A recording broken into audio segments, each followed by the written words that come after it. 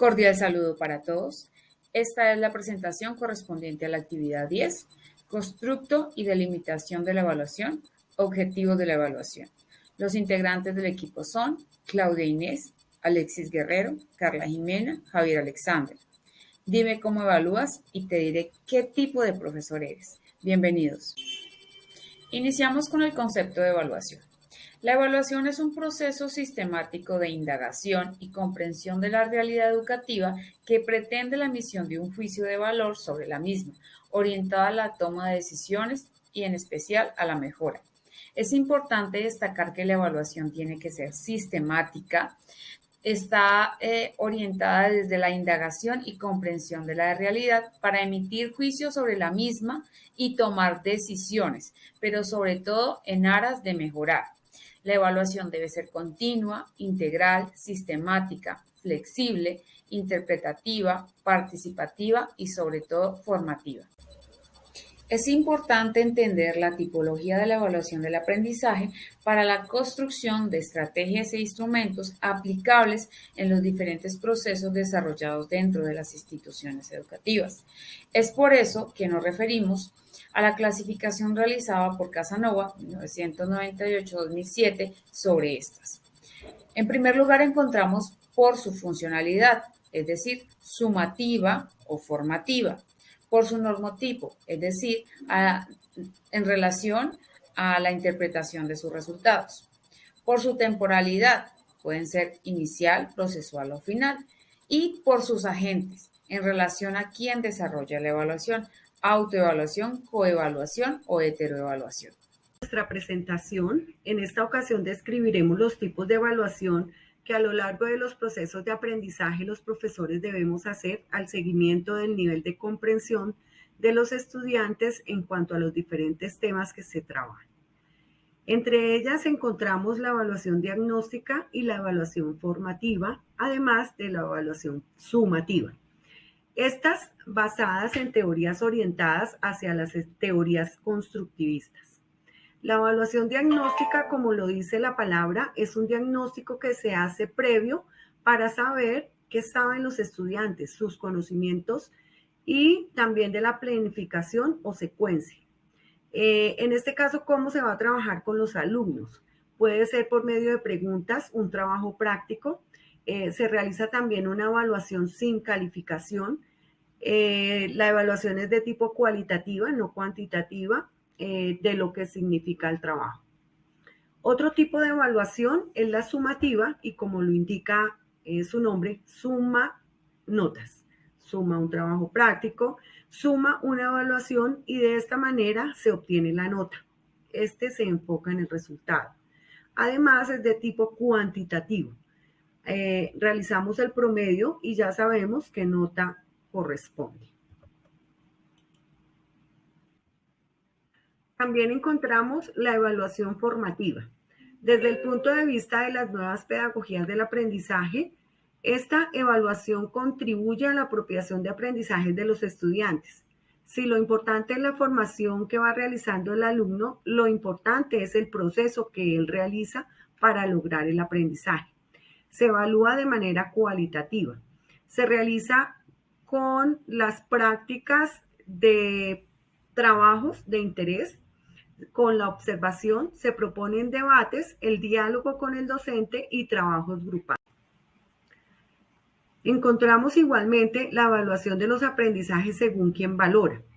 Este se refiere al conjunto de acciones planificadas de intención formativa por parte de los diferentes actores que participan en el proceso de enseñanza-aprendizaje. Entre ellos encontramos la autoevaluación. En este es el proceso de reflexión y autocrítica que realiza el estudiante en sus procesos de aprendizaje alcanzados. También encontramos la evaluación entre pares, que es el proceso participativo que permite a los estudiantes la valoración recíproca de sus aprendizajes. Encontramos igualmente la evaluación por parte del profesor, en el proceso de valoración y retroalimentación de esos aprendizajes y las competencias que los estudiantes hayan alcanzado. Tenemos por último la coevaluación, que es el proceso de la valoración a través del cual se lleva su consenso Utilizando los anteriores, en este ejercicio es valioso, puesto que a partir del diálogo y el ejercicio democrático y participativo se puede llegar a acuerdos para el mejoramiento del proceso formativo.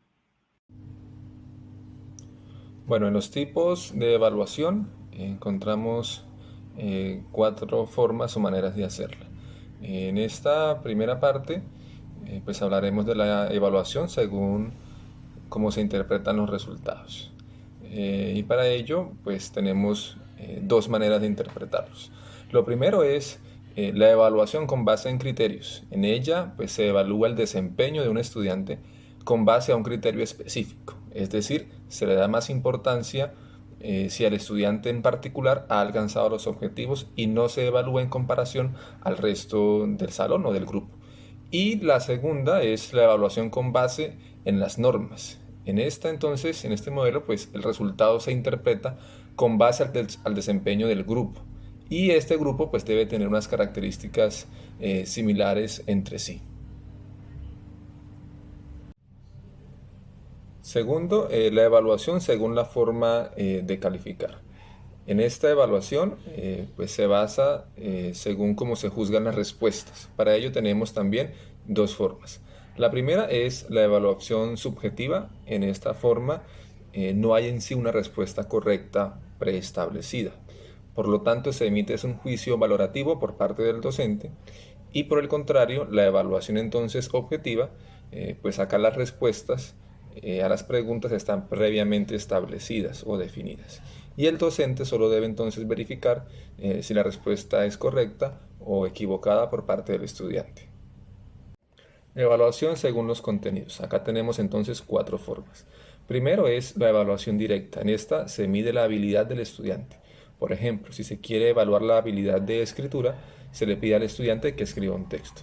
Si la evaluación es indirecta, entonces el estudiante ya no escribirá un texto, sino que identificará las palabras mal escritas o errores de ortografía. Ahora bien, si la evaluación es discreta, se mide una sola actividad con una sola actividad. Y finalmente, si la evaluación es integrada, se miden varias habilidades en simultáneo. Por ejemplo, ver un documental, una película, y después de ello, pues el estudiante tendrá que escribir un ensayo o proyectar un documento crítico al respecto. Y finalmente la evaluación según la retroalimentación. Acá encontramos la evaluación formativa, la cual consiste en un proceso continuo de recolección de información donde se evalúan las fortalezas y limitaciones de los estudiantes. Y por último, la evaluación sumativa, que se hace al finalizar un curso y consiste en informar a los estudiantes si alcanzaron o no los logros propuestos en el curso que acaban de ver. Hoy vamos a hablar de los instrumentos de evaluación. El primer elemento que tenemos que tener presente es que los instrumentos de evaluación deben de aportar principalmente al aprendizaje de los estudiantes y no únicamente a cuantificar o solicitar una nota, una medición. El primer instrumento de evaluación que vamos a abordar es el portafolio educativo. El portafolio educativo es un elemento sistemático que permite o que registra todos los logros, procesos, progresos, actividades, actitudes del estudiante frente a una actividad en particular. Este elemento tiene múltiples beneficios, dentro de los que se encuentra el primero es un reajuste continuo a las diferentes estrategias de aprendizaje. El segundo es que fomenta la motivación y la responsabilidad en el estudiante. El tercero, que promueve también lo que es la profundización y una mejora continua en el trabajo, en el aprendizaje del estudiante. También tenemos que tener presente que nos permite identificar las estrategias cognitivas y metacognitivas fundamentales en los procesos de aprendizaje.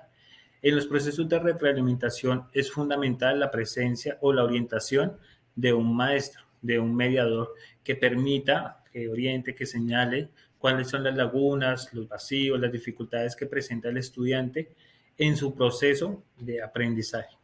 El segundo elemento o instrumento de evaluación que vamos a abordar son las rúbricas de aprendizaje. Las rúbricas de aprendizaje tienen 4 dimensiones fundamentales. La primera es la donde se señala lo que es el proceso o lo que se va a evaluar puntualmente, ya sea el trabajo, la tarea, la actividad.